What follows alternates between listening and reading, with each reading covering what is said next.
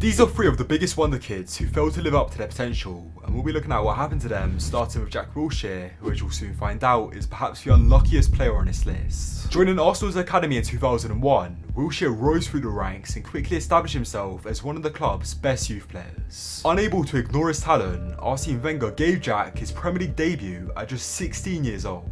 This etched Wilshere's name down in the history books as he became Arsenal's youngest player to have played in the league since the club's formation in 1886.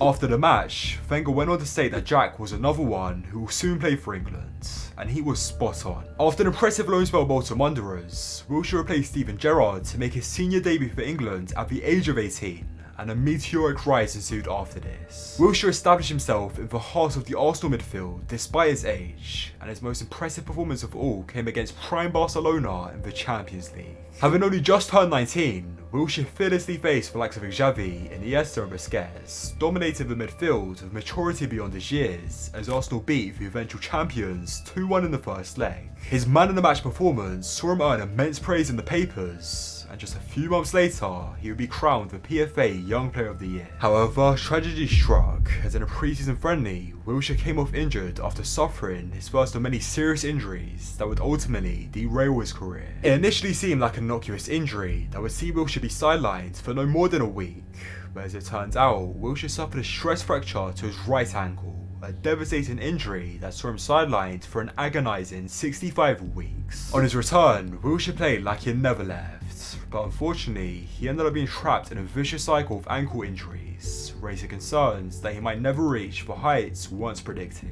Every time he came back, Wilshere would have moments of brilliance such as the goal that won Premier League goal of the season, but the relentless ankle injuries held him back. And then, when Wilshere missed almost the entirety of the 2015-16 season due to a hairline crack in his calf bone, the concerns around him not reaching his potential became a reality. At this point, Wilshere should have been Arsenal and England's main man in the midfield, but with the injury turmoil he experienced, instead saw him loaned out to Bournemouth in the 2016-17 season, amid fears he would struggle to receive regular first-team football in North London. His time at Bournemouth was nothing special though, and it was evident that injuries had taken their toll. And then, to make matters even worse, he collided with Harry Kane near the end of the season, which left him out injured for another 4 months. Wilshere returned to Arsenal and took on the role of a squad player, getting the occasional 90 minutes, but failing to cement himself a starting spot. Eventually, Unai Emery became the boss of Arsenal, and upon his arrival, he told Wilshere, "If I was you, I would leave.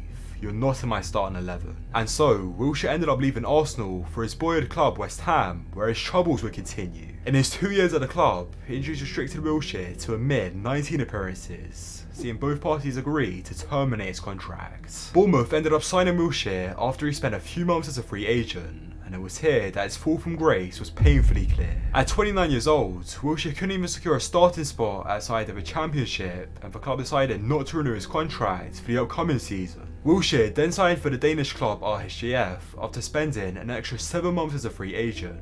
But when he failed to impress here, and they also decided against renewing his contract, Wilshere made a decision to retire from football at just the age of 30. Wilshere was a wonder kid who failed to live up to his potential because of injuries. But in the case of Bojan Krkić, the pressure of being called the next Messi stopped him from reaching his potential. Before the world knew about him, Bojan was tearing up at La Masia since the age of 9. Reportedly scoring 900 youth team goals for Barcelona. But it wasn't until the 2007 Under-17 World Cup that the world started to discover the wonder kid that was Bojan. He netted 5 goals for Spain en route to the final and narrowly missed out on lifting the trophy after Spain was defeated by Nigeria in a penalty shootout. His brilliance left Barcelona no choice but to hand him his senior debut just weeks after his 17th birthday, making him the youngest player to feature for the club, breaking Messi's records. A month later, he struck gold again, snatching away Messi's title as Barcelona's youngest ever La Liga scorer when he scored 25 minutes into his first start for the club. With Bojan also being a part of Messi's family tree, comparisons to the great Argentine naturally ignited,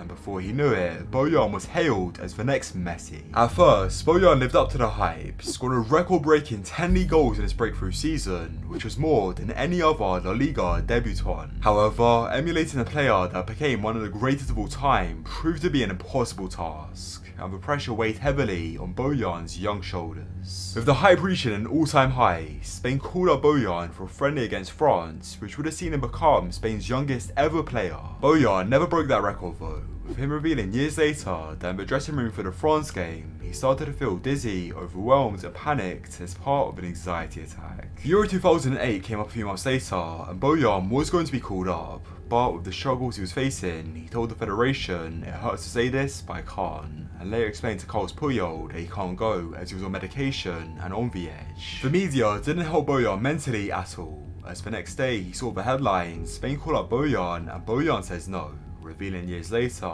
that headline killed him as it was as if he didn't care. Back at Barcelona, managerial change further shook Bojan's career. Although Pep Guardiola was able to guide Barca to a treble, the change wasn't good for Bojan's development. Under Pep Guardiola, Krkić fell behind in the pecking order, which soon led to a falling out between him and Guardiola, resulting in Krkić leaving the club in 2011 without saying goodbye to him. Seeking redemption, Bojan ventured to Italy, first to Roma and then on loan to AC Milan. But even in Italy, Bojan remained in Messi's shadow, with him stating in 2018, "Messi scores 3 goals every game. If you score 1 goal, you're not Messi. When I went to Roma Milan, you go there not as Bojan, you go as a new star, a new Messi." That's the thing that didn't help me. This never-ending pressure to be this Messi-like player affected him, and as a result, consistency eluded him with his goal-scoring records being poor at these clubs. To make matters worse, while he was at Milan, a reported clause in his contract that meant Milan would have to buy him out permanently if he amassed a certain number of appearances saw them stop playing him altogether, only damaging his confidence further. He returned to Barcelona but was instantly loaned out to Ajax, and although he won the Eredivisie with the club, Bojan was once again largely inconsistent, with him only getting 8 goals and assists in the league. The hype around Bojan had officially faded, and in July 2014 he signed for Stoke City for just a little over €1 million, a stark contrast to his value just a few years prior. He got off to a good start at Stoke City, scoring against Tottenham, Arsenal and then Everton, but fate had a cruel twist in store. Bojan ruptured his cruciate ligament, which saw his season come to an early end just as things were starting to look bright. Bojan bounced back from injury and had a decent season with Stoke, helping the club finish 9th in the Premier League. But in the 2016-17 season, his performances dwindled. This led to loans to Mainz in the Bundesliga and then Alaves in La Liga, but he didn't shine at either of these clubs. As his time in the top leagues came to an end, Bojan joined Montreal Impact in the MLS for a season, before moving to Vissel Kobe in the J-League. After 2 years in Japan, Bojan called it quits on his career at the age of 32, never living up to his potential as a result of his anxiety. Freddy Adu is another Wonderkid who failed to reach his potential, with him at one point being hailed as the next Pele, but never coming close to that level. His football journey began in the Ghanaian city of Tema, but started to take off in Maryland, USA, where a local coach unearthed his talent. After impressing at various youth tournaments, the European giants Inter Milan came knocking, offering the family a 5-year, $125,000 development plan for the 12-year-olds. However, the offer was rejected by Freddy's mother, and a different path awaited Freddy Adu. 1 year later, Adu agreed to a $1 million contract with Nike, and he instantly started to prove his worth, scoring a hat-trick in the opening game of the Under-17 World Cup. The MLS embraced him as its golden boy, with Freddy becoming the youngest ever athlete to sign a professional contract in the US when he joined DC United at 14 years old.